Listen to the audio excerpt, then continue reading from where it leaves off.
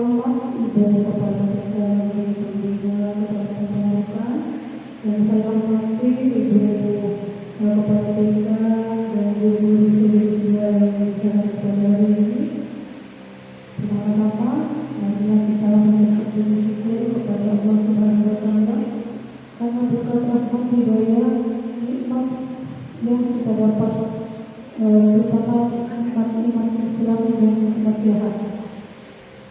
Salawat dan salam selalu kita curahkan kepada Nabi kita Nabi Muhammad SAW. Untuk saya bacakan tujuan acara hari ini. Pertama, pembukaan. Kedua, sambutan Ketua Gugus 2. Tiga, designasi bidang positif oleh Dewan dan Menteri dan DPD 10. Empat, penutup. Acara pertama, pembukaan marilah kita acara ini bersama-sama membaca basmalah. Bismillahirrahmanirrahim. Acara yang kedua, sambutan Ketua Gugus kepada Ibu Ilustratif.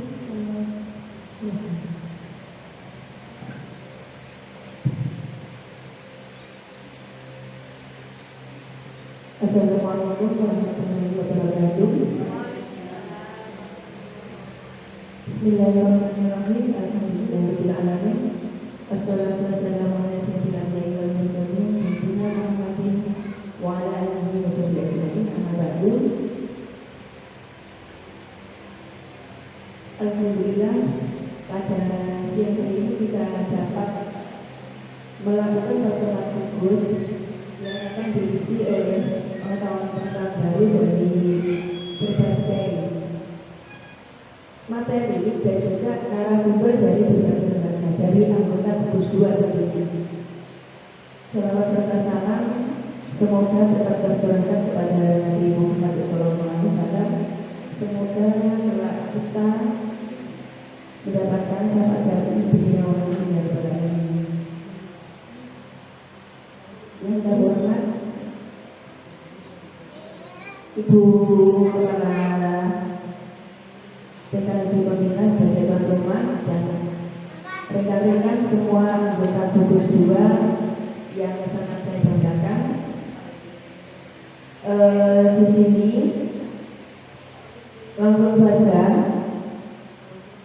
kemarin waktu Bu Raisa Fitri kebingungan mencari audiens sebagai untuk diseminasi budaya positif ini, saya mengusulkan gimana kalau materi-materi dari guru penggerak ini dijadikan materi saat pertemuan gugus.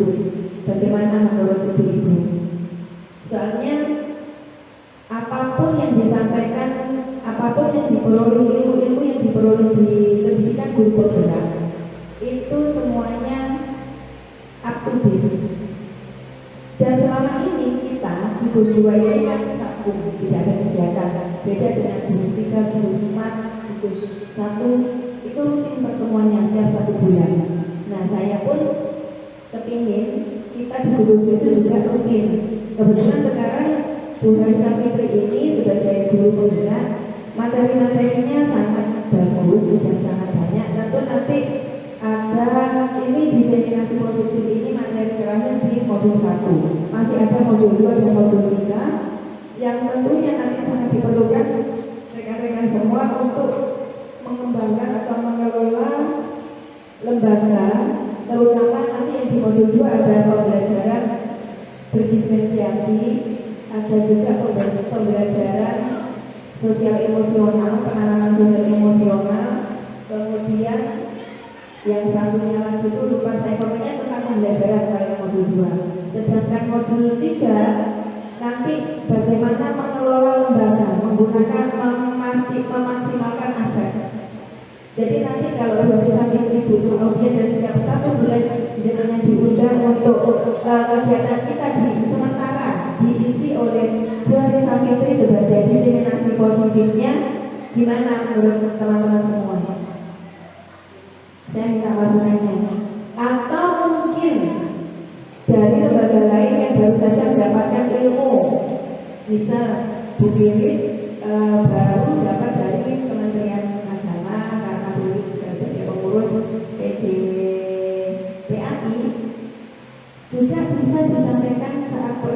gugus, dan harapannya ini tetap dilaksanakan rutin setiap 1 bulan 1 kali. Gimana teman-teman? Setuju ya?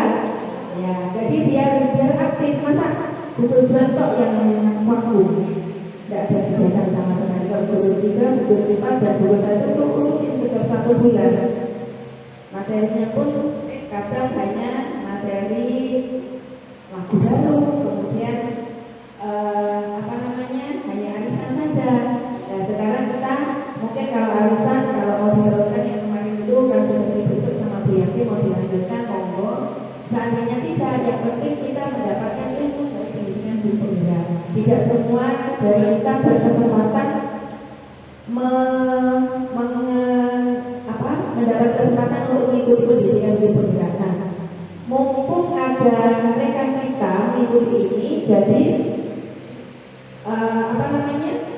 kita maksimalkan, kita gunakan kesempatan ini sebaik mungkin agar pendidikan guru penggerak meskipun hanya 1-2 hari Savitri di Kecamatan Panarukan, tapi kita mendapatkan ilmunya.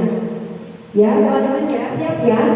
Nah, bagaimana sih diseminasi budaya positif itu, apa yang mau diseminasikan dari budaya positif ini?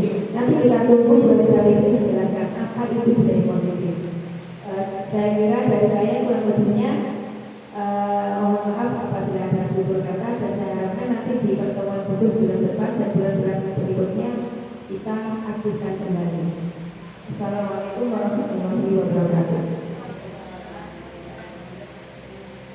Baiklah, acara ketiga diseminasi budaya positif adalah budaya positif kepada budaya positif disilakan. Terima kasih Bu Lia atas kesempatannya.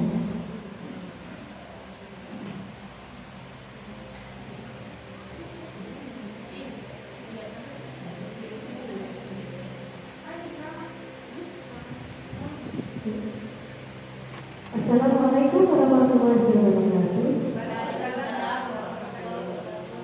Terima kasih Ibu atas kehadirannya, sudah bersedia untuk hadir dalam diseminasi budaya positif. Seperti yang Bu Desi bilang, akan banyak kan nanti yang kita akan pelajari melalui budaya positif. Apa sih budaya positif? Waduh, pas yang dulu.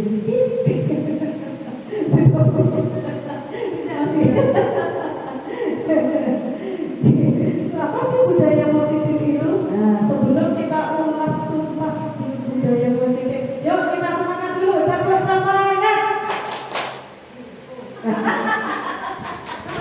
Bu, beda-beda ya bentuk semangatnya ya. Ayo disepakati dulu bentuk semangatnya yang seperti apa. Sudah? Yang satu apa yang dua?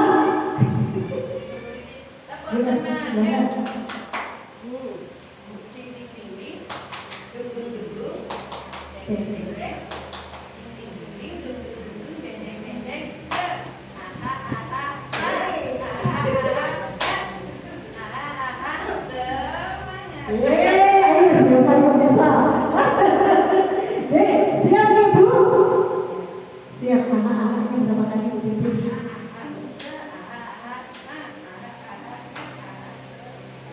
Seperti itu. Ayo Bu, kita coba ya. Ilmu baru untuk semangat dari Bu Titik. Ya, dapat semangat. Ding ding ding ding, dung dung dung dung, dang dang dang dang, ding ding ding ding, dung dung dung dung, dang dang dang dang.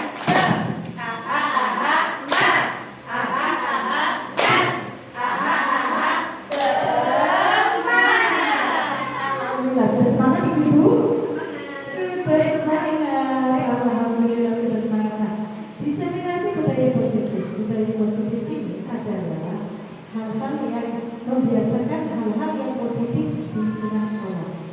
Tujuannya apa? Kita membudayakan hal-hal yang positif di sekolah, menciptakan suasana aman, nyaman bagi peserta didik. Muaranya apa Bu?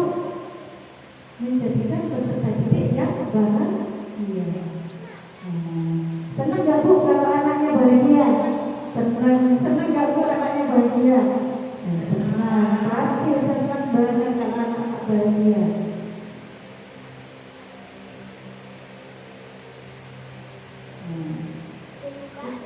Ini saya, ini cucu saya dan Pak Hasim saya. Nah, itu tujuannya dari diseminasi positif, seperti yang saya sampaikan tadi, menyebarkan pemahaman dan pengalaman penerapan budaya positif. Ada beberapa yang akan kita pelajari, yang akan saya sampaikan nanti terkait tentang budaya positif. Yang pertama yaitu perubahan paradigma belajar. Kedua, disiplin positif. Ketiga, kebutuhan dasar manusia. Keempat, motivasi perilaku manusia. Kelima, posisi motor restitusi. Keenam, keyakinan kelas. Dan yang terakhir yaitu segitiga restitusi.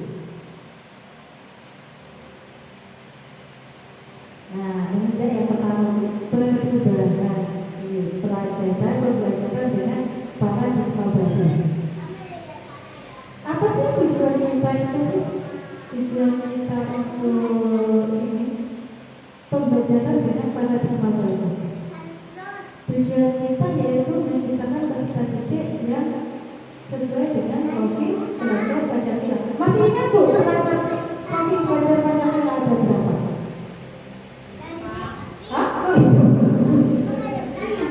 Yang pertama, beriman, bertakwa, dan berakhlak mulia. Nah, yang kedua yaitu berkebinekaan global. Yang ketiga, bergotong royong. Keempat, kreatif. Lima, bernalar kritis. Dan berikutnya yaitu mandiri. Anak-anak itu unik, anak-anak itu berbeda, anak-anak itu tidak sama. Saya mau tanya sama ibu, budenya ada yang sama nggak sih Bu sifatnya kalau di sekolah? Ya beda. Karena anak-anak itu beda. Jadi kita harus memenuhi kebutuhan mereka sesuai dengan karakter mereka masing-masing untuk mencapai profil pelajar Pancasila.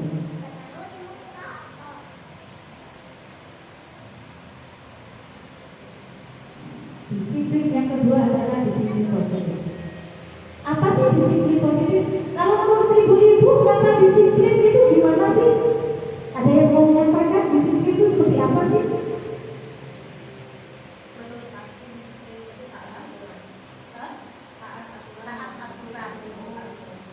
Terus apa lagi kalau disiplin menurut ibu?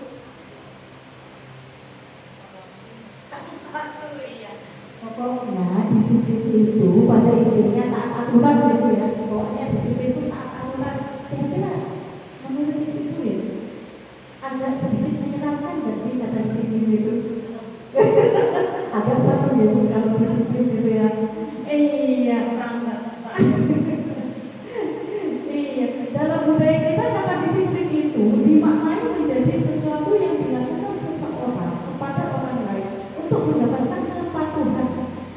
Nah, yang kita harapkan kan selalu itu anak-anak itu harus patuh pada aturan. Harus biasa peraturan itu siapa yang buat? Kalau di kelas sama anak dong. Oh sih,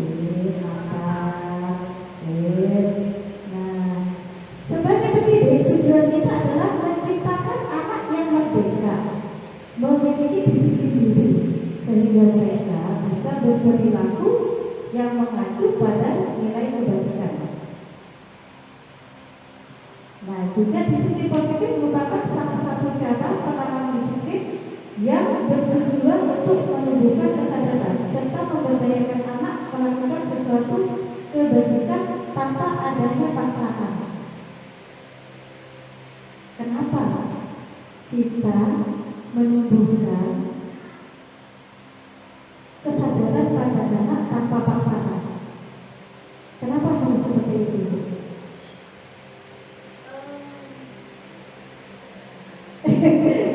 Akhir-akhir ini sering maksa ya Bu. Kenapa kita agak sedikit ya karena kita memang harus gitu ya menerapkan Jadi segala peraturan yang kita buat, yang ada di sekolah harus kita berikan. Tanpa mereka tahu apa sih guna dari peraturan itu.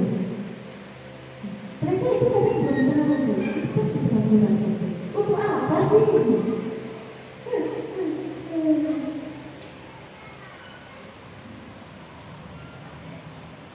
Nah, ini ada pertanyaannya, Bu.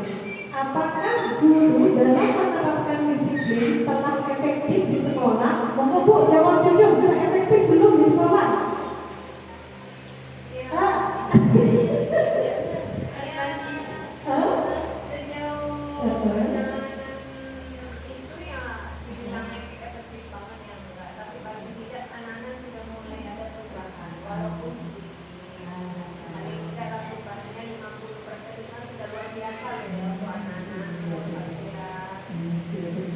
Betul sekali Bu. Kenapa? Karena anak-anak berbuat itu.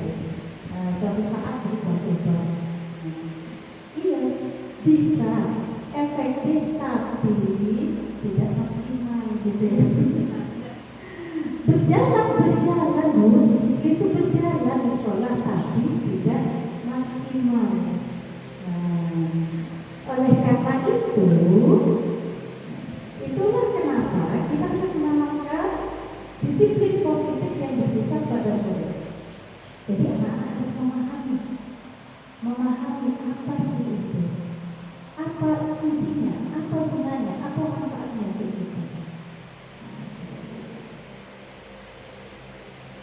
Nah, tujuannya ini agar terbentuk murid-murid yang berkarakter, berdisiplin, santun, jujur, peduli, bertanggung jawab, dan merupakan pembelajar sepanjang hayat sebagai wujud profil belajar dan hasil.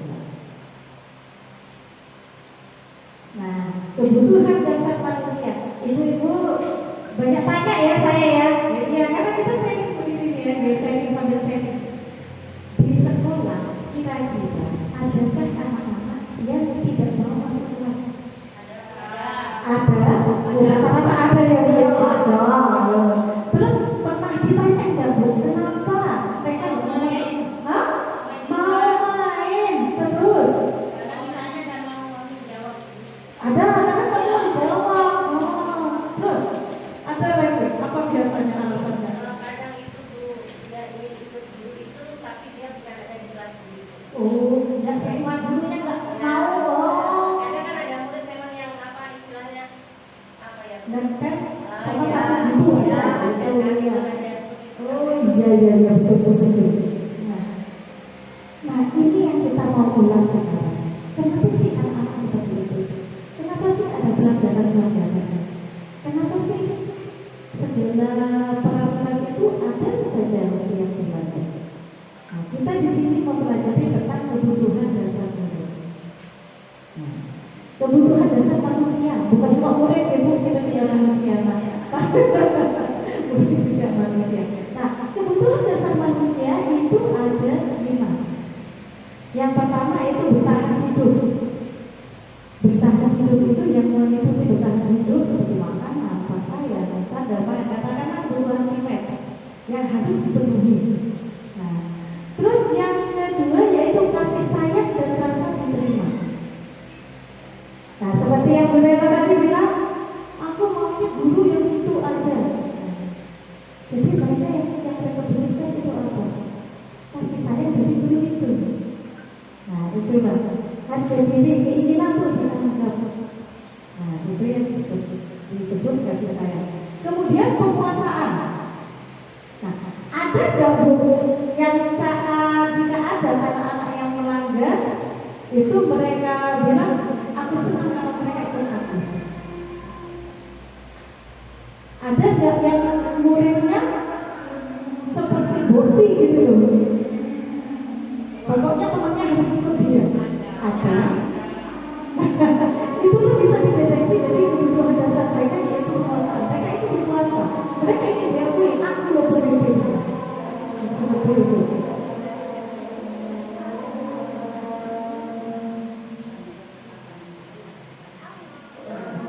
Nah, yang berikutnya yaitu kebebasan. Rasa diterima, diperdulikan, berbagi, bekerjasama menjadi bagian kelompok. Kebebasan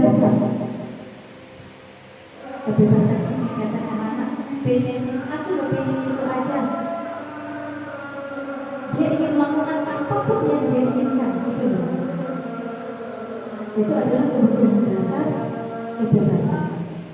Yang terakhir yaitu kesenangan. Nah, kesenangan saya pasti saya yakin ibu-ibu pasti juga punya kesenangan, punya hobi.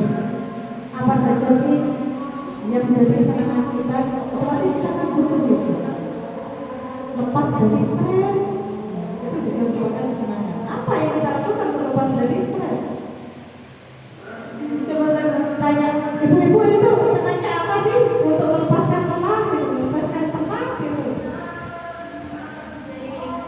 Billing.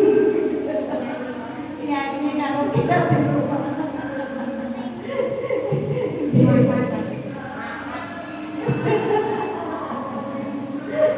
Iya, jadi kebutuhan dasar itu. Kemungkinan penampilan peraturan yang tidak dipatuhi anak-anak karena kebutuhan dasar mereka yang tidak terpenuhi.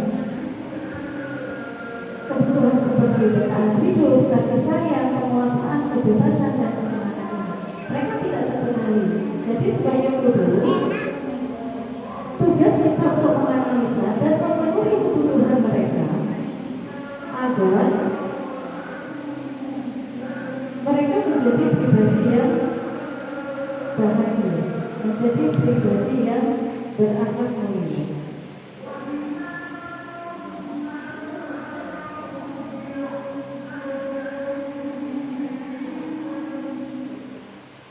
Nah, ini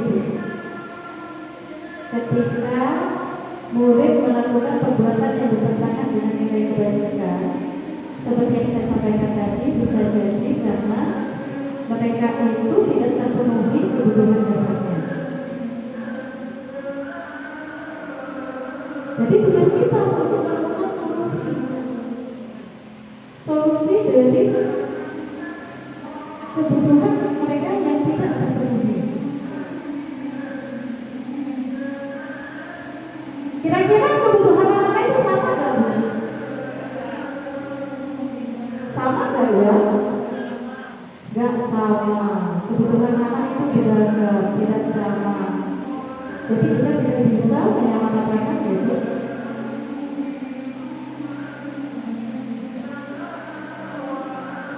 Nah, yang kita bahas kali ini yaitu motivasi perilaku.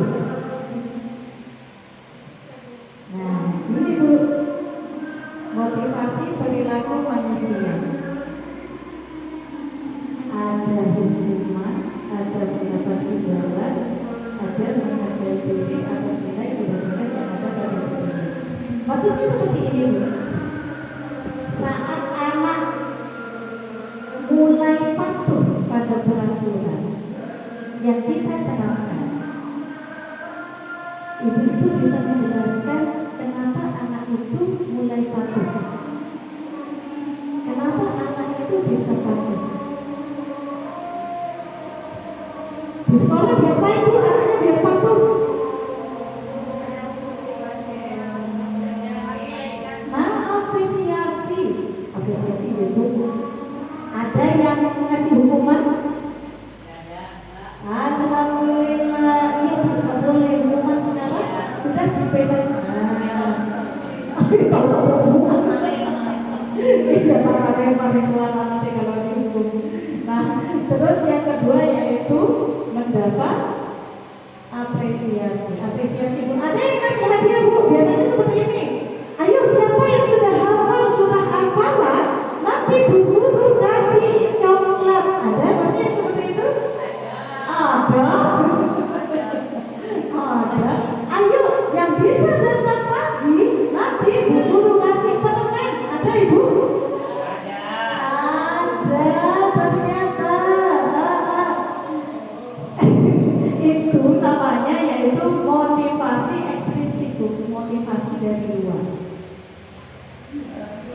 Ada masih ada yang biasa digunakan kita yang pertama, yang kedua.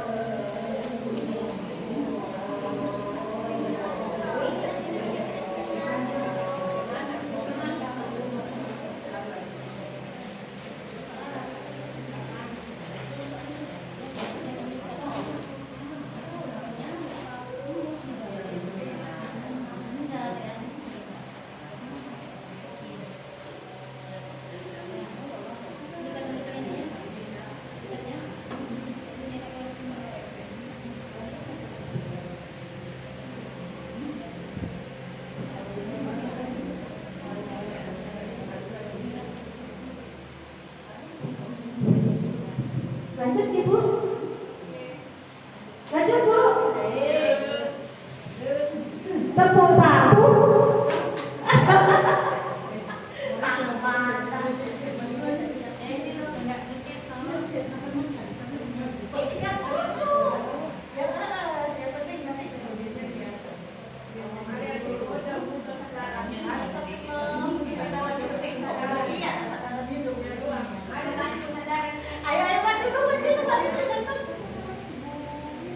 Tepuk satu. Tepuk tangan dua. Tepuk dua. Tepuk tiga. Tepuk semangat.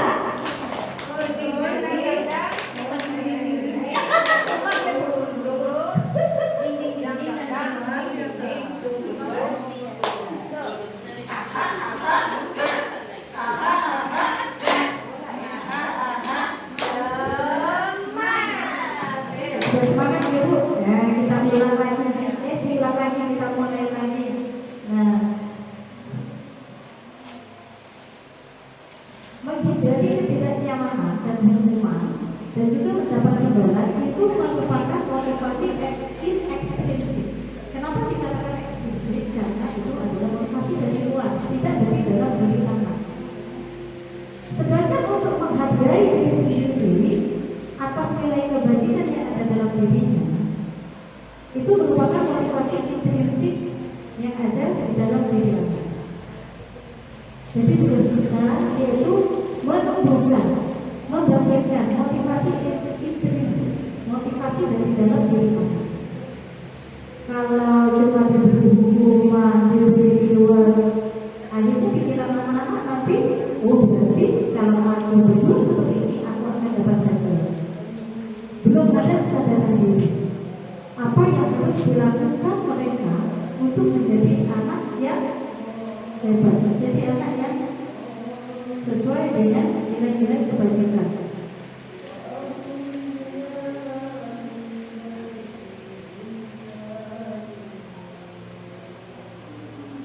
Nah, ini Bu konsep dari disiplin.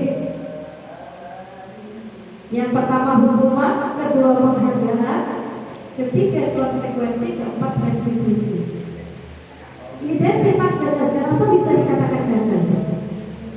Hukuman itu berakibat fatal. Jangankan pada anak, kita juga nggak suka kan Bu kalau dihukum? Nggak suka kan kita karena merasa membuat kita tidak nyaman, bikin kita takut, dipaksa, merasa terpaksa. Itu kan hukum, jadi kita nggak mau. Hukuman pasti nggak mau. Penghargaan itu tidak efektif. Bu, tidak menutup kemungkinan saat ibu memberikan hadiah pada anak-anak menimbulkan perpecahan, menimbulkan pertengkaran, ya Bu. Menimbulkan rasa iri, menimbulkan batas antara sesama murid. Yang satunya dikasih, yang satunya enggak. Padahal mereka belum paham konsepnya. Padahal mereka dikasih hadiah karena mereka sudah berhasil. Yang satunya ini, yang itu dikasih, aku kok gak dikasih. Nah, itulah kenapa identitas gagal. Kemudian identitas sukses. Yang pertama konsekuensi, yang kedua restitusi.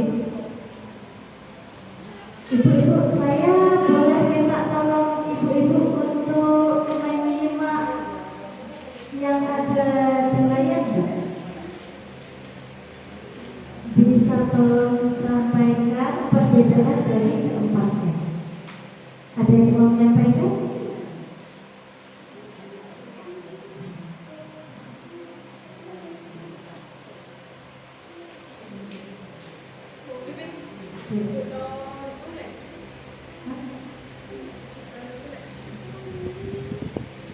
Ibu-ibu, siapa yang mau menyampaikan perbedaan dari keempat ini?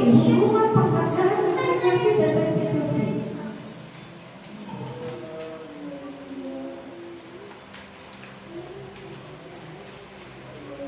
Gimana Bu Wiwin?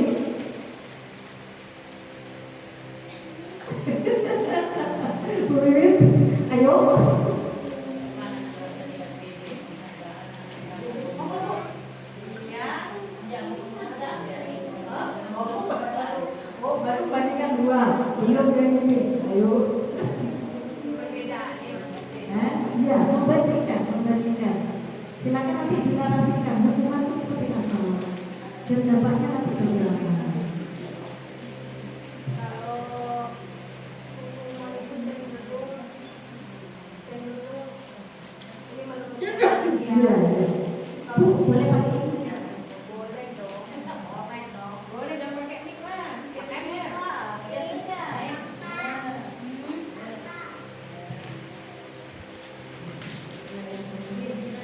Kalau menurut saya hukuman itu lebih cenderung ke sesuatu yang apa ya, yang menyakitkan. Lebih kalau untuk anak akan lebih terkena sesuatu hal yang buruk. Nah, tapi kalau penghargaan itu lebih sesuatu, lebih ke apresiasi yang membuat sesuatu yang membuat hati gembira. Itu menurut saya itu terkait hukuman dan penghargaan. Intinya kalau hukuman itu sesuatu yang apresiasi, sesuatu yang menyakitkan. Tapi kalau penghargaan apresiasi untuk apresiasi untuk apa ya, apresiasi yang menyenangkan gitu. Kalau ada dampak buruknya enggak Bunda? Ada. Kalau Bisa membuat sombong. Bisa menyombongkan diri anak. bisa buat sombong. Iya. Kalau Karena penghargaan. mereka gini kan. Lihat saya. Iya, ada efek, istilahnya ada sisi negatif dan positifnya. Kalau mungkin kalau hukuman bagi sesuatu hal yang menerima hal itu akan menjadi koreksi ke depannya lebih baik lagi. Ada yang seperti itu. Tapi sisi positifnya, sisi negatifnya dia akan cenderung lebih minder kalau untuk anak-anak loh ya. Kalau penghargaan seperti yang tadi Mbak Yuni sampaikan, sisi negatifnya mungkin ada anak yang akan merasa sombong dengan saya sudah begini nih, begitu ada yang seperti itu. Tapi ada anak yang beda lagi, anak dikasih penghargaan seperti itu, besok harus lebih baik lagi dari hari ini biar besok bisa begini. Ada yang seperti itu. Terus kalau semuanya kalau konsekuensi itu cenderung ke sesuatu yang sudah dilakukan anak, akibat yang sudah dilakukan anak-anak, dampaknya. Ketika anak-anak melakukan ini, akan seperti ini, gitu. Ibaratnya gimana ya? Iya, ibaratnya seperti ini. Anak-anak ketika dia main air, otomatis konsekuensinya dia basah. Tuh, seperti itu. Jadi kurang lebihnya gitu ya, pemaparan saya. Terus restitusi ini mungkin agak bergandengan dengan itu ya, dengan kayaknya dengan penghargaan itu agak mirip. Cuman ini kayaknya lebih ke dampaknya dari penghargaan gitu berarti. Menurut saya sih seperti itu ya, menurut saya. Jadi ini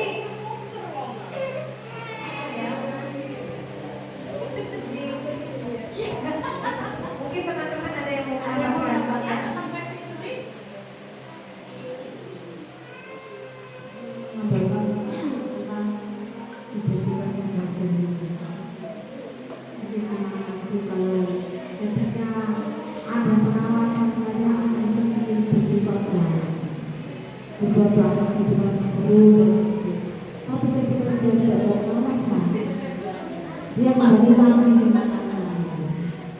Dia kembali lagi untuk tidak begitu.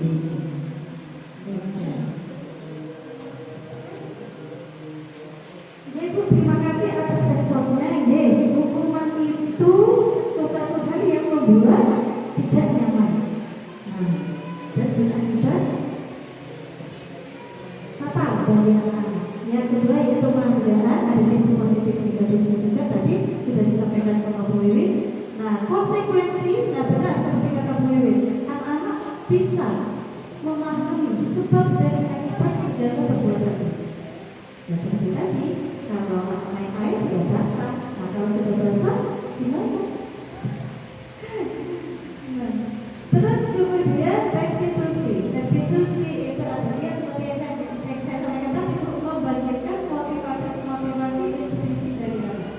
Kesadaran diri. Kenapa sih aku nggak boleh gini? Kenapa aku harus begini? Kenapa aku harus datang tepat waktu? Jadi anak-anak harus dibangkitkan kesadaran.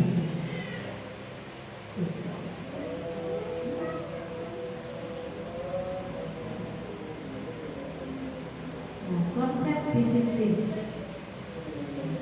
Ini Bu, ulasan lengkap tentang restitusi.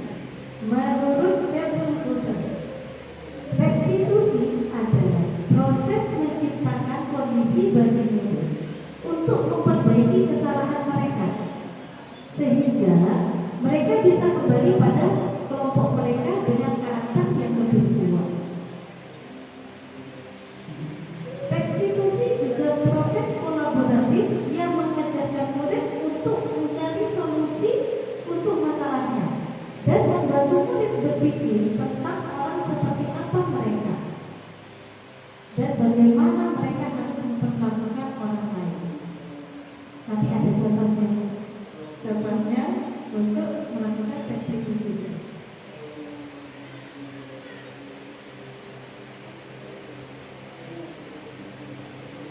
Nah, ini ciri-cirinya Bu. Restitusi itu bukan menebus kesalahan, tapi belajar dari kesalahan. Karena kita kan menebus gitu. Kebanyakan kita menebus kesalahan. Restitusi memperbaiki hubungan dan memperkuatnya. Restitusi membantu murid memiliki tujuan, disiplin, dan memulihkan dirinya setelah berbuat kesalahan. Restitusi mengembalikan murid yang berbuat salah pada kelompoknya. Restitusi adalah tawaran, bukan paksaan. Restitusi menuntut untuk melihat ke dalam diri. Seperti yang tadi, kembali lagi motivasi berikutnya. Menjadi kebutuhan dasar yang mendasari tindakan. Restitusi fokus pada karakter bukan tindakan dan fokus pada solusi. Jadi kita cari solusi. Pasti ada sebab akibat kenapa anak-anak melakukan itu. Seperti yang masuk kelas, seperti kan ada sebab akibatnya. Kenapa sih? Dan tugas kita untuk mencari solusi dari melalui dialog dengan anak-anak. Jadi kita tidak bisa mendiamkan berpikir.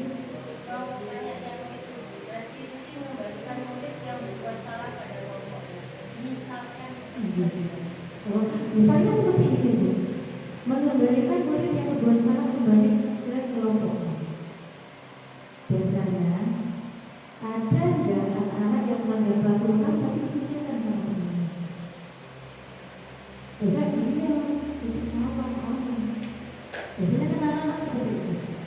Jika ada temannya yang melakukan kesalahan, untuk kembali pada kelompoknya itu, kita pasti cerita.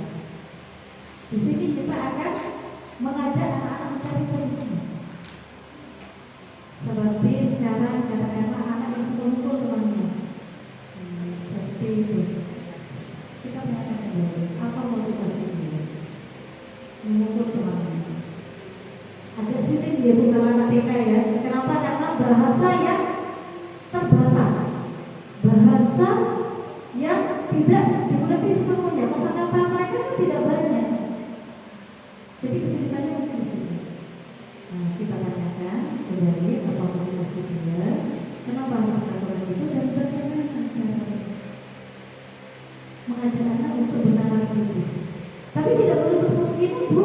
Kita kan guru menuntun, kita bimbing. Jika anak seperti ini, maka tidaknya akan seperti ini. Tekan ya Bu. Jadi ini merupakan fondasi mengenalkan nilai-nilai kebajikan. Jadi sebelumnya harus ada penanaman dulu Bu, baru anak-anak memahami. Dia Bu, setuju nggak? Betul juga. Kita berada di masa fondasi, kita menanam katakannya. Bukan apa kita langsung petik, tapi kita tanam dulu. Kita menanamkan dulu. Sulit Bu. Sulit ya Bu. Tapi kita kan guru TK, guru terpulang Bu. Kemarin saja saya dialog sama teman-teman itu. Kuat ya sampai waras katanya. Waras Pak, kita guru TK waras. Terus sudah itu pernah juga saya bikin teman-teman. Enak ya guru TK, tepuk-tepuk nyanyi pulang pagi. Oh gitu, bayaran sama. Kadang-kadang karena mereka sama-sama PNS dengan saya. Bayaran sama, pulang pagi, tepuk-tepuk. Enak sih. Pak, gini aja Pak. Saya nggak mau banyak ngomong. Kalau sampai nggak terima, gantian saya. Dia bilang lagi, ampun suhu saya tidak mampu. Dia bilang enak, tapi kok kenapa dia nggak mampu katanya? Ampun suhu saya nggak mau katanya. Berarti mereka sebenarnya mengakui kalau kita itu hebat. Guru TK itu hebat.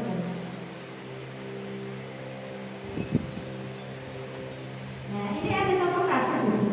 Nah, contoh kasusnya anak merusakan mainan di kelas dan di sekolah. Apa bedanya di sini? Jadi kita bisa melihat perbedaannya dari hukuman itu guru hukum dengan tidak boleh masuk kelas,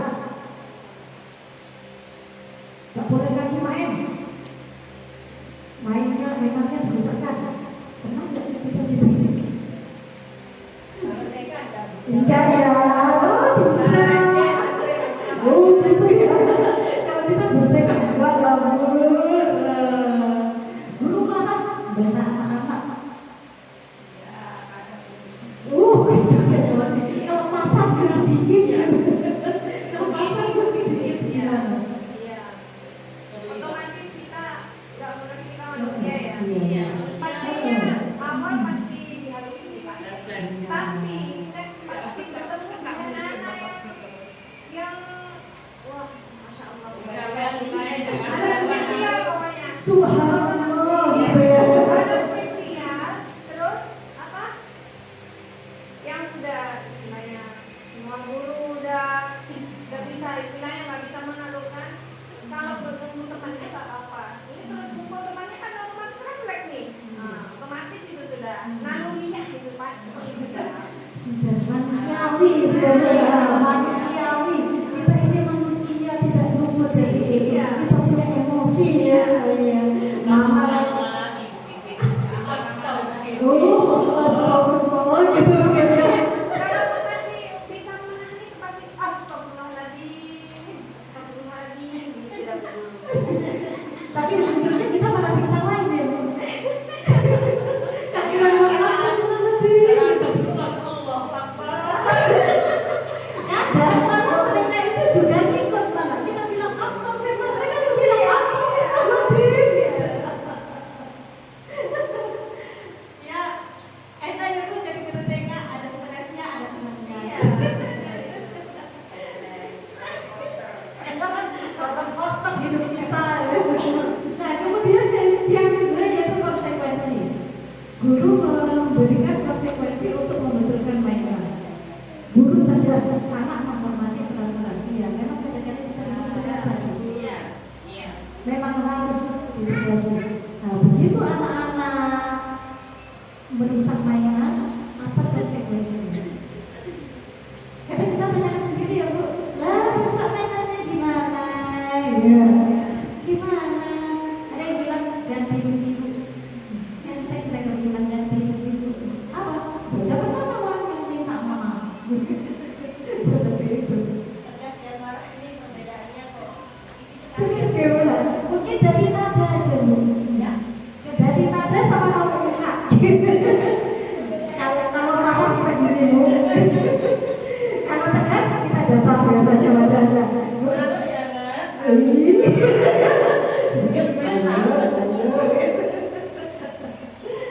Kalau sudah di fase itu. Nah, kemudian ini restitusi. Ada Bu yang putri keraton. Ada mana? Kita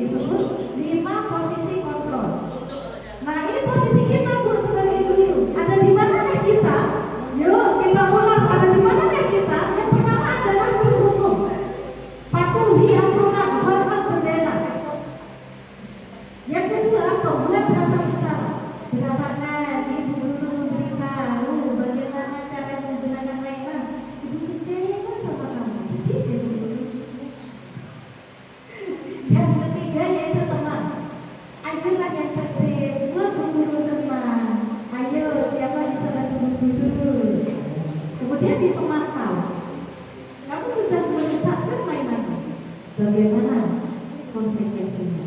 Karena sudah bisa layannya, kamu harus bagaimana?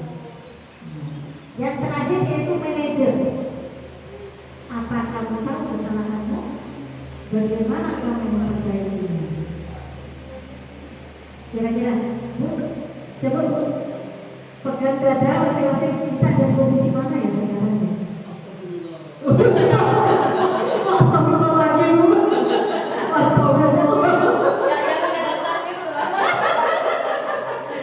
Bu, kita di posisi mana? Ayo Bu Nena, di posisi mana Bu Nena?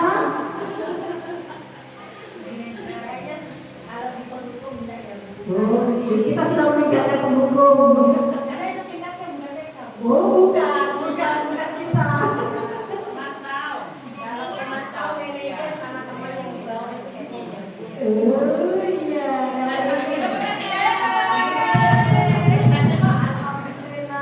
ternyata teman-teman sudah ada di posisi teman pemantau atau manajer. Nah, iya. Berarti kita sudah nggak ya Bu, nggak zaman sudah ya. Kalau hukuman tuh nggak zaman.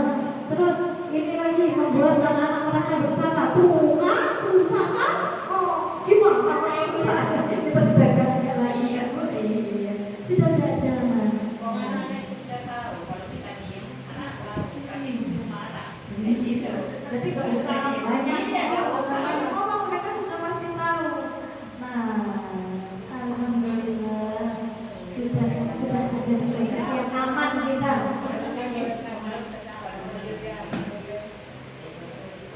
Posisi kontrol restitusi. Nah, peran guru dalam menanamkan disiplin positif. Bu, guru itu ternyata harus berada di posisi manajer. Nah, apa tadi posisi manajer itu? Oh, kembali lagi.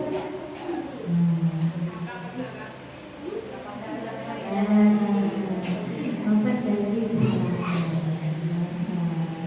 Mencari solusi.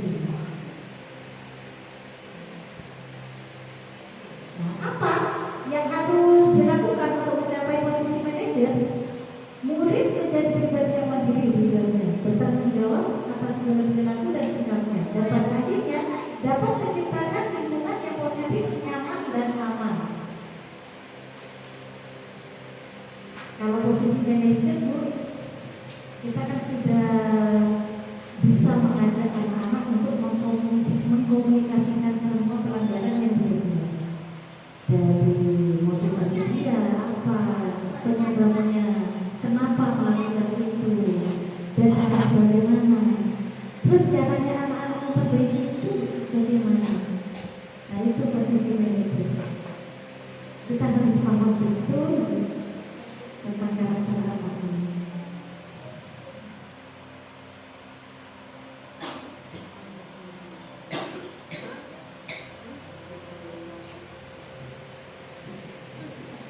Nah, yang berikutnya yaitu keyakinan kelas. Mengapa keyakinan bukan peraturan? Kalau menurut bahasa, keyakinan sama peraturan itu bedanya apa? Kalau peraturan Harus dipatuhi. yang menentukan hanya satu Satu pihak. Nah, yang buat satu pihak. Kalau keyakinan, keyakinan kayaknya ini sama dengan kesepakatan. nah, dia seperti apa? Iya. Enaknya bagaimana, anak-anak kira-kira lebih enak yang mana, itu kan jadi sama-sama menentukan. Jadi keyakinan itu sebenarnya sebelumnya yaitu kesepakatan. Kita pasti sudah ya Bu buat kesepakatan kelas ya. Yuk anak-anak di kelas kita harus bagaimana. Didokumentasikan nggak Bu? Hasilnya dokumentasikan. Enggak. Itu Bu yang bikin anak-anak bingung. Nah, mulai dari ini, yuk hari ini ya. Besok ya Bu, kata lagi habis ya tahun ajaran. Untuk berikutnya, yuk kita buat kesepakatan dengan anak-anak dan itu harus disepakati bersama dan dipatuhi bersama. Kita buat Bu, anak-anak satu harus ini, dua harus ini. Jangan hanya murid ya Bu, kita juga ya. Kalau kita bilang datang tepat waktu gurunya juga harus datang tepat waktu. Ya, anaknya juga ikut karena guru itu adalah panutan teladan. Iya seperti itu. Setelah kesepakatan, barulah keyakinan. Keyakinan itu bisa. Anak-anak bisa datang tepat waktu. Itu harus diyakinkan kepada anak. Bisa merapikan mainan kembali, bisa. Jadi setelah kesepakatan kita tumbuhkan keyakinan pada mereka. Bagaimana kita membuat keyakinan kelas? Ya sama seperti tadi yang ibu-ibu sebutkan, diskusi tentang peraturannya, kemudian merumuskan peraturan menjadi keyakinan. Terus menempel keyakinan di kelas. Nah, kadang gini, kenapa anak masih ada? Karena mereka tidak melihat secara konkret, tidak bisa melihat secara nyata apa sih peraturannya itu. Kan kalau di anak-anak kan bersifat abstrak gitu. Sedangkan untuk anak TK itu harus nyata. Wah, harus begini. Nah, harus seperti itu. Ya, harus. Wah, iya, tidak dulu.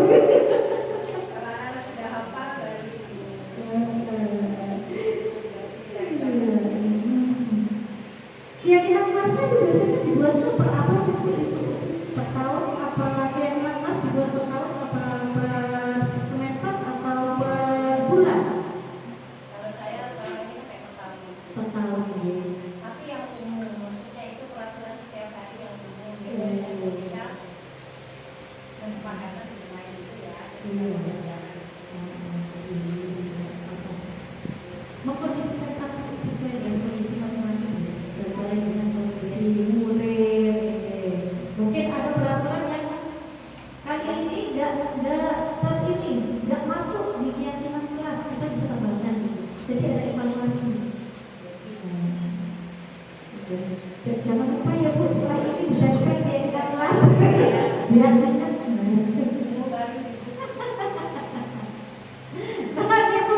Jadi keyakinan kelas, nah memang lebih abstrak dari peraturan, berupa pertanyaan universal, dibuat dalam bentuk positif. Masih kan bahasa positif itu dibuat dalam bentuk positif. Jadi kurangi penggunaan kata tidak dan jangan. Dikurangi. Kalau perlu dihapus ya Bu. Sedikit saja, singkat tapi anak-anak paham. Menyesuaikan kondisi kelas atau sekolah. Nah, sudah dibahas Ibu ya, barusan ya, sesuai dengan kondisi kelas. Dan semua warga kelas atau sekolah dilibatkan saat membuat. Sudah Ibu ya? Dilibatkan nggak anak-anak membuat peraturan kelas? Sudah? Alhamdulillah sudah. Nah, ini contoh keyakinan kelas ya. Yang kemarin saya buat bersama anak-anak.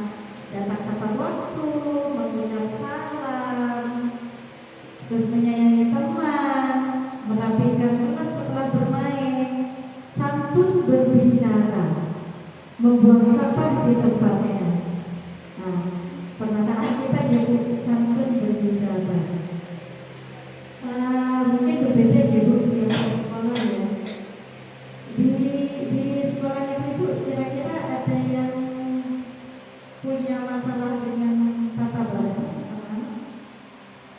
dengan bahasa kadang-kadang kita ngomong kasar ya, anak bicara kotor ada nggak? Ada. Banyak ya. Iya. Lingkungan hidup terus kayaknya kita itu tiap hari itu sudah terbiasa ya Bu ya anak-anak orang seperti itu. Kiat-kiatnya juga karena kita sudah habis pikir gimana ini caranya. Jadi melalui budaya positif yuk insya Allah nanti kita bisa.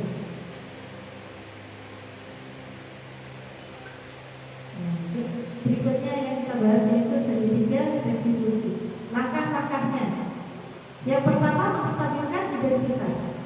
Yang kedua, validasi tindakan yang salah. Kemudian menanyakan keyakinan, menstabilkan identitas.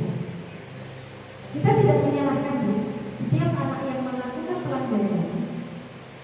Kita tidak langsung menyalahkan. Kita tanyakan dulu kenapa. Apa sih yang menyebabkan kamu seperti itu? Iya, semua orang pasti melakukan kesalahan. Tapi ada cara yang lebih baik. Kemudian validasi tindakan yang salah. Bagaimana? Mereka salah tidak? Yang mereka lakukan sekarang salah. Biarkan mereka berpikir, salah enggak ya aku? Yang aku lakukan ini melanggar ya? Karena sudah mereka mengalami kesalahan mereka, baru nanti kita menanyakan keyakinan. Menurut kamu bagaimana? Harusnya bagaimana? Yang harus kita lakukan itu harusnya bagaimana? Itulah yang dilakukan di menanyakan keyakinan. Apa yang akan kamu lakukan ke depannya? Kamu ingin anak yang ingin jadi anak yang seperti apa? Inilah langkah-langkah restitusi. Bu, ini sebenarnya saya kemarin itu tugas untuk membuat drama. Kata-kata saya harus bohong-bohongan menerapkan restitusi pada anak. Tapi yang seperti yang kita ketahui, TK nggak bisa Bu diajak drama, nggak bisa diajak apa? Diajak syuting gitu kan langsung ya. Akhirnya ini kasus beneran Bu. Kasus beneran. Nggak bisa ngomongin gitu. Oh, berubah. Hah? Saya tahu. Apa? Oh iya ya. Bukan. Sini kamera. Sini. Dia tahu ya mau dia tak bagus apa. Sorone nggak enak. Yo. Lutut ya.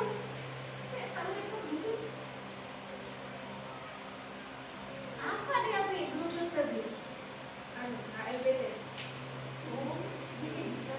Si coba. ALBT.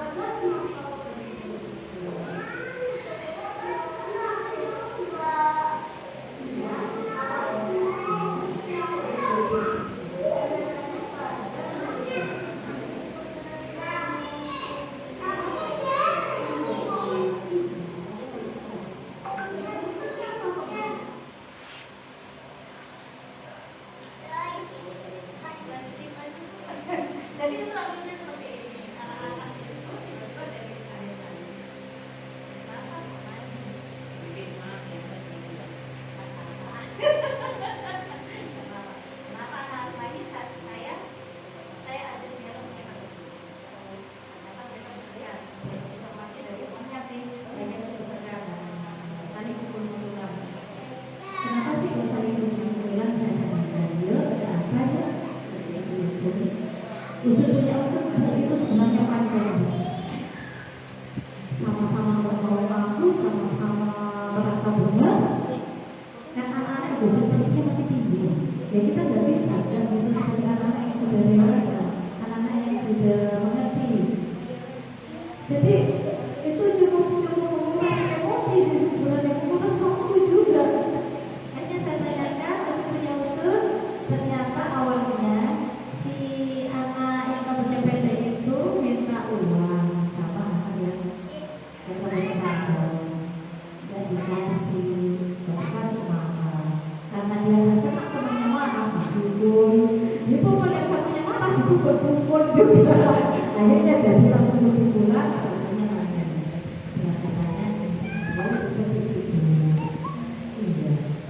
Memang anak itu marah boleh, tapi ada yang lebih baik selain mukul.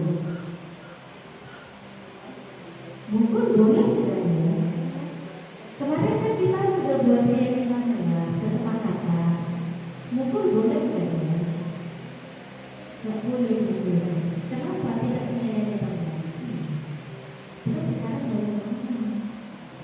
Mau minta maaf dulu. Jadi biarkan mereka berpikir, mengambil keputusan sendiri. Oh, ya sudah selesai. Ya minta maaf. Sudah marahnya, sudah. Bagaimana cara ngomongin lagi? Sudah, anak-anak seperti itu ya Bu. Sudah marah-marah, minta maaf, terus selesai. Segampang itu nih. Kalau anak-anak. Ini bagaimana menerapkan segitiga restitusi menurut Dewan Barat.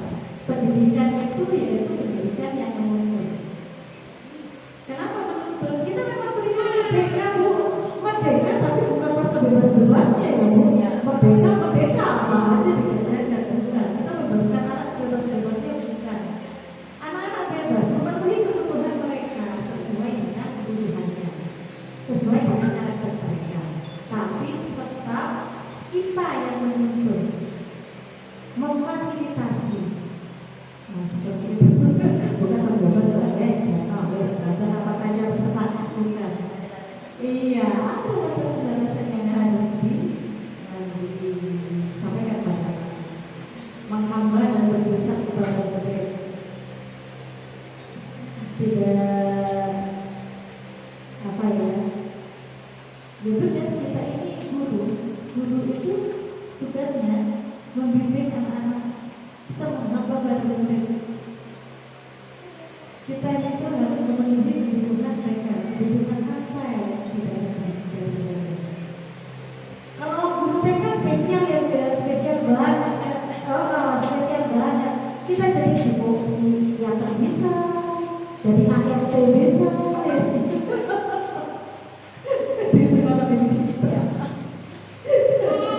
Sehingga anak berbuat sesuai kodratnya.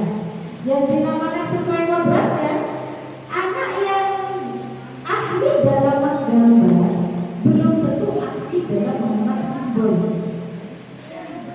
Jangan bilang anak yang tidak bisa membaca lalu dibilang bodoh. Anak-anak tidak sama. Ada yang pintar menggambar tapi baca tidak bisa. Ya. Ada yang pintar baca tapi ngitungnya tidak bisa. Ada yang pintar ngitung, pintar banget. Tapi memang hidup tidak bisa. Ada yang seperti itu. Jadi tugas kita itu membangkitkan potensinya, mengembangkan kemampuan mereka. Itu tugas kita. Mendidik dengan keteladanan dan pembiasaan. Keteladanan. Kita sebagai guru dilihat dulu sama murid. Kalau kita melakukan hal yang baik, murid ikut. Benar nggak? Pernah nggak kita dinilai sama murid? Apalagi kita guru TK ya. Guru lipsticknya nggak bagus. Guru bajunya nggak bagus. Guru bagusnya pakai ini. Bahkan saya pernah ditandani sama anak-anak. Bu Bibi nggak bagus jilbabnya, gimana? Jilbabnya gini. Saya ini dibuka bos. Ini diikat ke belakang karena dia lebih cantik seperti ini. Oh, Bu Bibi lebih cantik seperti ini. Iya, besok yang guru sih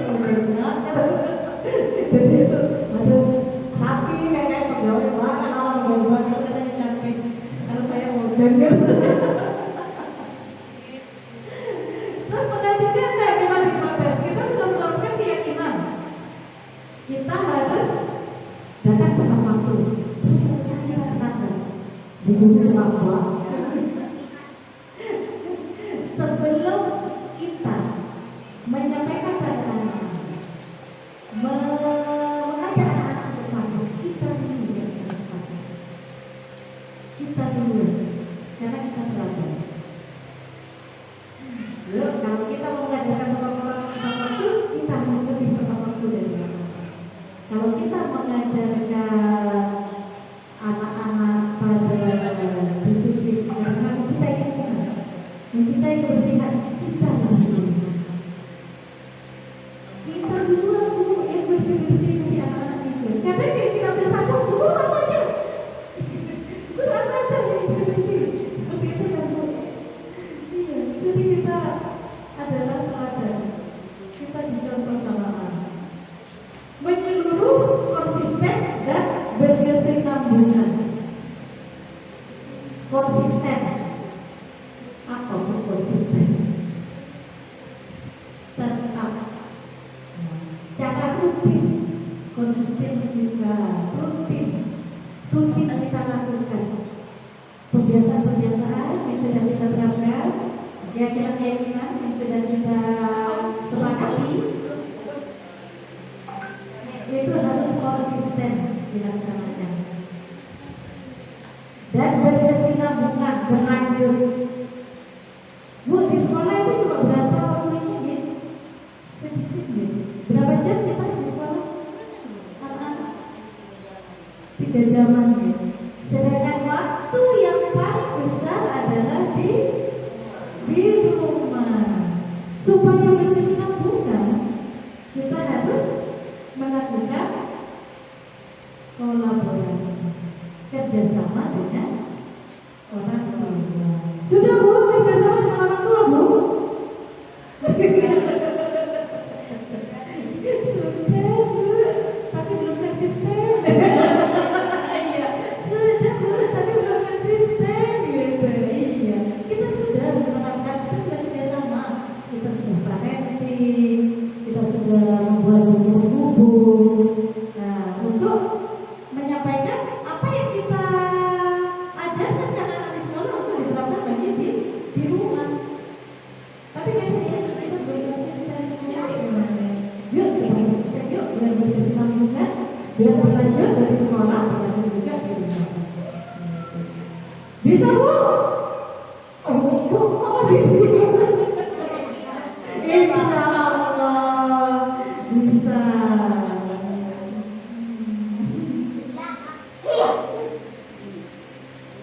Dalam penerapan program disiplin positif, hendaknya guru memiliki standar kepribadian profesional dan sosial yang baik, di mana guru mampu merefleksikan pada posisi kontrol saat ini, bagaimana perjalanan dirinya sebagai seorang AMO, yaitu posisi manajer, yang menuntut murid-muridnya menjadi insan yang berkarakter disiplin, santun, jujur, peduli, bertanggung jawab.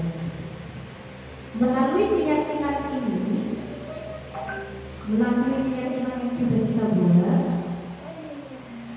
diharapkan kita bisa menerapkan disiplin positif dari keyakinan itu melalui segitiga distribusi yang sudah kita terapkan. Nah, sehingga menjadi membudaya di sekolah maupun di rumah. Apa manfaatnya Bu kalau sudah sekolah kita itu membudayakan budaya positif? Semuanya sudah positif, anak-anak sudah mulai memahami apa yang harus mereka lakukan. Ya kan, yang dirasakan itu bagaimana sih?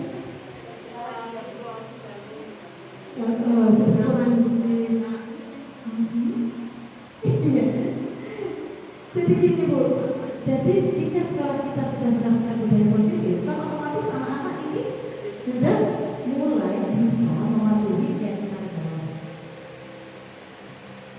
Aman nggak Bu sekolahnya? Aman, alhamdulillah. Nyaman nggak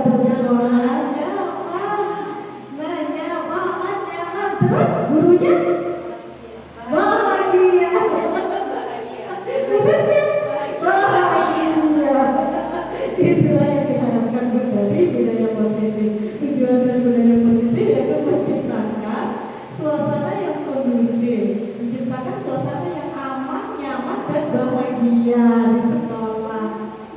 Kalau bisa nanti kita sampaikan kepada guru ya, di rumah juga bahagia.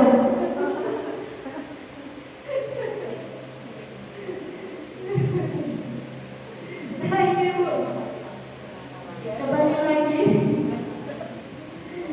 lagi. Nah, budaya positif itu berawal dari kita harus menyesuaikan dengan visi misi sekolah. Punya visi ilmu di sekolah pasti ya. Pasti. Apa iya sekolah punya visi? Kemudian dari visi misi sekolah itu kita tuangkan pada program pembelajaran maupun juga program sekolah.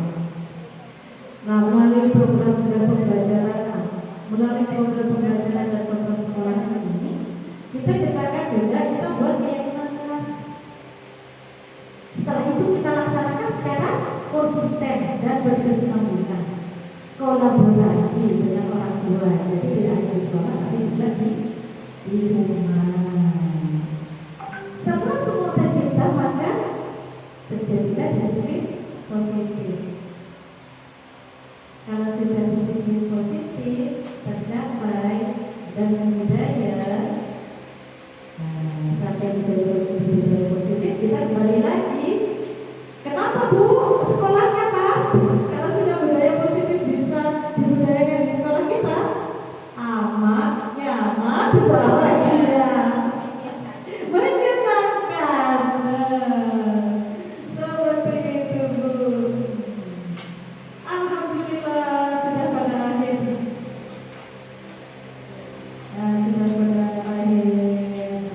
presentasi. Monggo Ibu, ada yang mau didiskusikan setelah ini? Ada yang ditanyakan tentang budaya positif? Hah?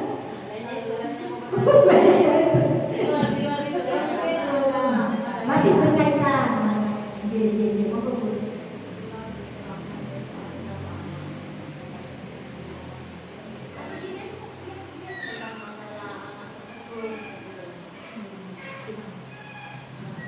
Bilang di kelas saya itu ada satu anak tersebut itu tidak seperti anak yang lain. Dari orang dibilang ada kekurangan, maka dia tidak kenal. Cuma dia ada kekurangan di bahasa. Dan anak-anaknya sih dia itu kadang-kadang ke temannya itu kalau bawa masak atau apa ini masih pas kalau memang ada yang sedikit nanti dia apa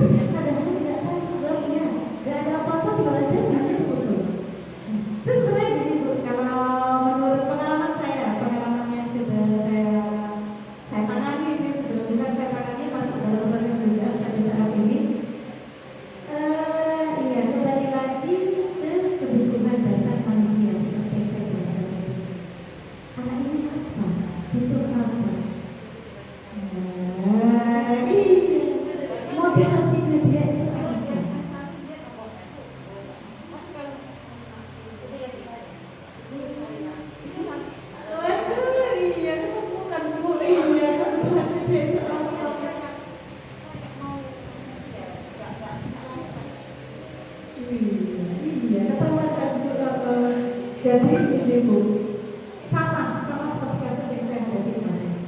Anaknya itu tiba-tiba jangan kan pukul, lihat teman tak ada langsung gini.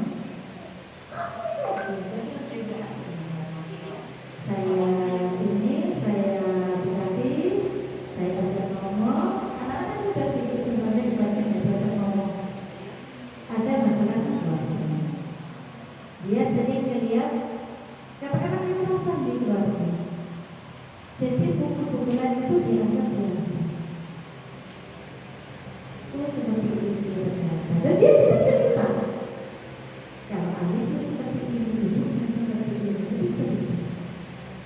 Akhirnya anak itu merasa itu biasa. Dulu aku tuh biasa. Akhirnya temannya datang ketemu langsung temannya betul juga. Dan seperti yang bilang tadi sudah ketemu bulan itu kasih sayang ternyata. Iya.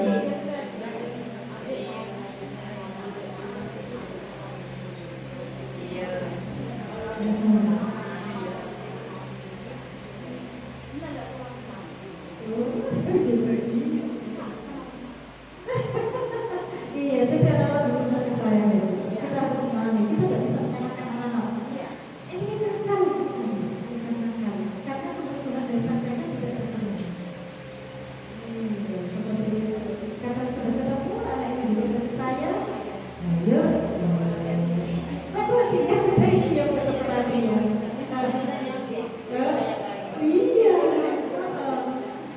Iya, jadi nanti kita bisa sampaikan ke orang tua. Kolaborasikan dengan orang tua. Ini seperti ini. Tidak apa-apa, kita bukan mencampur urusan orang lain. Tapi kalau berhubungan dengan perkembangan anak, kita harus bisa. Sebagai guru kita harus kata melayani ini. Apa kebutuhan dasar mereka kita harus melayani. Apa tidak lagi semua. Iya, itu akan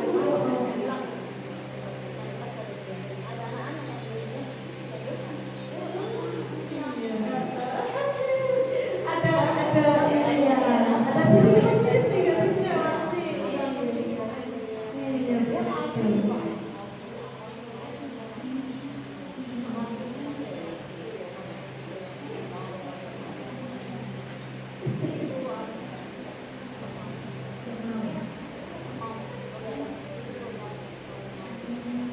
Atau mungkin gini Bu, mungkin di rumah dia itu terbiasa di-train, harus tulis, harus baca kan begitu jadinya. Tapi di sekolah bosan, aku bosan tuh, itu. Aku butuh sesuatu hal yang lain. Oh, artikulasinya, oh, gak jelas. Iya.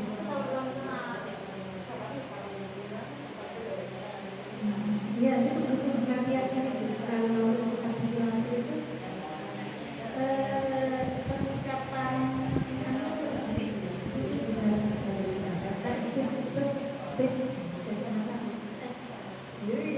jadi aja anak bisnis yuk bunyi benar iya nanti kasih apresiasi Bu, kita kan biasanya dengan anak-anak kita ya. Yuk siapa yang bisa bilang error nih ya sudah pintar sudah bisa supaya rumah berarti ketemu dia gunanya kasih sayang. Anak-anak butuh perhatian lebih, butuh kasih sayang lebih. Apa seperti itu ya udah sekitar yuk semangat udah tengah semangat ya ada lagi Bu yang mau ditanyakan selain hubungan tadi tentang budaya positif. Ya, jadi kita tidak hanya menjudge anak. Kalau nggak ada, saya tutup gimana Bu? Oke, kita simpulkan ya, kita simpulkan segala pelanggaran, segala yang dilakukan anak, pelanggaran yang dilakukan anak, ada sebab. Judgment tunggu dulu. Kita tidak bisa menjudge anak-anak, kita lebih membicarakan lebih dengan anak-anak, kita tanyakan motivasinya apa. penyebabnya apa dan apa yang akan dilakukan anak-anak untuk memperbaiki kesehatan. Jadi seperti itu Bu, disiplin positif itu, budaya positif itu seperti itu. Jadi kita tidak mengucapkan anak, mencaci anak-anak bahwa anak itu nakal hanya karena dia tidak mengikuti aturan. Tapi kita lihat dulu motivasinya apa dan kebutuhan apa yang tidak terpenuhi oleh mereka. Oke, terima kasih.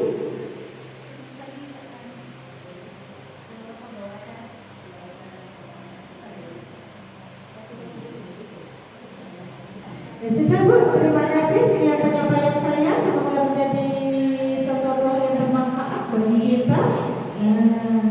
Tepuk semangat.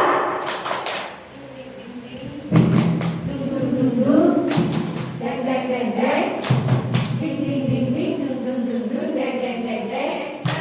Aha aha aha aha aha semangat. Alhamdulillah, semangat. Terima kasih teman-teman. Dari kapan? Belum masalah urutannya kreativitas masing-masing. Emang kalau ada gambar kakak-kakak itu kemudian Iya, betul-betul. Ibu, saya akhiri. Terima kasih. Assalamualaikum warahmatullahi wabarakatuh. Saya kembalikan kepada pembawa acara.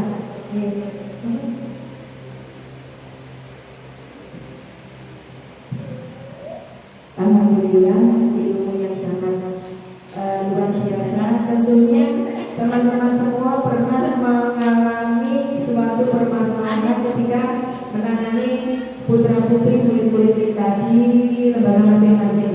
Nah, setelah mendengarkan dan mengamati diseminasi budaya positif ini, tentunya ada beberapa yang baru dan perlu diterapkan, diimplementasikan ke lembaga-lembaga praktek pembelajaran dalam keseharian di sekolah teman-teman semuanya, terutama untuk menghilangkan hukuman. Kalau tadi hukuman sudah tidak ada ya, alhamdulillah, dari pemberian hadiah menjadi memberi apresiasi dan membuat kesepakatan kelas yang dilakukan atau diingatkan setiap hari. Jadi kalau tadi teman-teman kesepakatan kelas itu sudah dibuat sampai yang 1 tahun, itu ada yang belum didokumentasikan, jadi dibuat tulisan, dibuat aturan dan diingatkan setiap hari.